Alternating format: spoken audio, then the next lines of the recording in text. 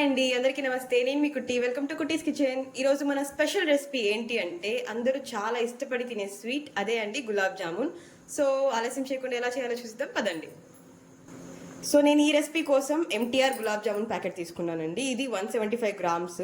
So ఈ ప్యాకెట్ని ఇప్పుడు మనం మిక్స్ చేసుకుందాం రండి. ఒక బౌల్లోకి ఈ పిండిని పోసేసుకొని దీన్ని మంచిగా కాంచి చల్లార్చుకున్న పాలు, ఒక గ్లాస్ పాలు తీసుకొని ఈ పాలతోని మనం పిండి అనేది కలుపుకోవాలన్నమాట. సో కొంతమంది వాటర్ యాడ్ చేస్తూ ఉంటారు.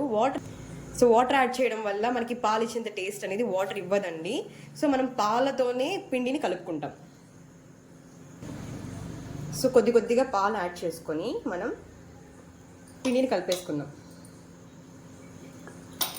చాలామంది చేసే మిస్టేక్ ఏంటి అంటే పిండిని చాలా గట్టిగా కలుపుతారండి. అంటే చపాతీ పిండి, పూరీ పిండి కలిపేటట్టు గులాబ్ జామ్ పిండిని కూడా కలుపుతారు. సో అలా మనం కలపకూడదు. చాలా సాఫ్ట్గా దీన్ని చాలా స్మూత్గా హ్యాండిల్ చేయాలన్నమాట. అప్పుడే మనకు గులాబ్ జామ్ అనేది చాలా సాఫ్ట్గా వస్తుంది. మనకి పిండి అనేది చిన్న సాఫ్ట్గా ఉండాలన్నమాట. ఇలా సో పిండి అనేది కలుపుకునేసాం కదా. ఇప్పుడు దీన్ని కుట్టి ఉండలు చేసి పెట్టేద్దాం. ఇలా ఒక కుట్టి సైజులో ఒక బాల్ లాగా తీసుకొని సో మనం ఉండలు చేసేటప్పుడు ఎప్పుడు కూడా మనం కొంచెం నెయ్యిని పక్కన పెట్టుకోవాలండి. సో నెయ్యి అనేది అద్దుకుంటూ మనం ఉండలు చేస్తాము. సో ఇప్పుడు ఇలా నెయ్యి మనకి అరచేతుల్లో అప్లై చేసుకొని ఉండలు చేసేటప్పుడు నేను ఒక చిన్న ట్రిక్ చెప్తాను మీకు. చాలామంది బ్రేక్స్ వస్తుంటాయి, లేకపోతే మేము ఆయిల్లో వేసినప్పుడు అది బ్రేక్ అయిపోతూ ఉంటుంది, లేదా కొంచెం గట్టిగా వస్తుంది గులాబ్ జామున్, లోపల ఉడగట్లేదు, ఇలా చాలామంది చాలా చెప్తూ ఉంటారు కదా. అప్పుడు మనం ఏం చేయాలంటే ఉంటల్ని బాగా స్మూత్గా రౌండ్గా వచ్చేలాగా చేయాలంటే ఇలా మనం ప్రెస్ చేసి పెట్టుకోవాలన్నమాట. ప్రెస్ చేసి ఇలా ఉంట చేస్తూ పైకి రిలీజ్ చేయాలి లైట్గా. నేను వీడియోలో చూపిస్తున్నట్టు ప్రెస్ చేసి లైట్గా మనం రిలీజ్ చేస్తూ వచ్చామంటే అప్పుడు మనకి ఇలా సాఫ్ట్గా చూడండి, ఎక్కడ ఏ బ్రేక్ డౌన్స్ లేకుండా వస్తుందన్నమాట.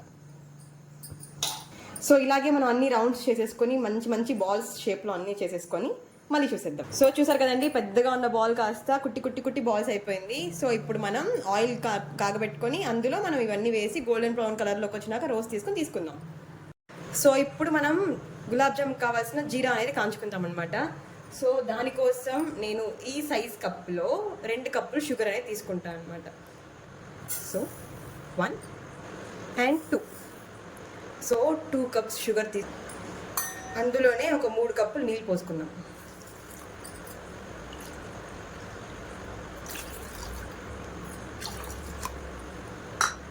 సో 2 కప్పుల షుగర్కి 3 కప్పుల వాటర్ అనేది నేను యాడ్ చేసుకున్నాను.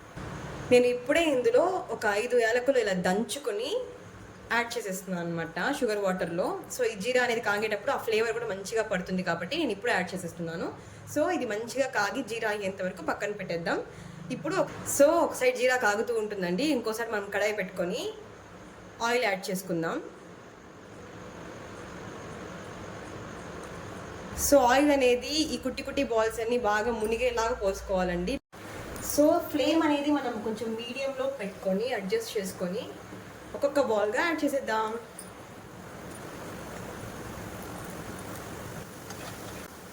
మంచి గోల్డెన్ బ్రౌన్ కలర్లోకి వచ్చినప్పుడు మనం స్టవ్ ఆఫ్ చేసి దింపేసుకుందాం.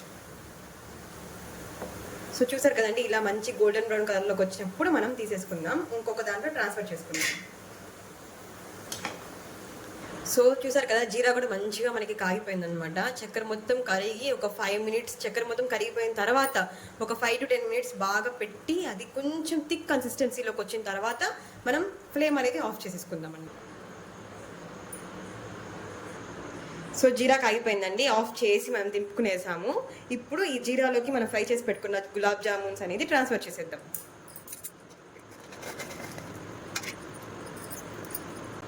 సో బాగా మునిగేలాగా జీరా మొత్తం దానికి బాగా పట్టేలాగా ఇలా ఒకసారి కలిపేసి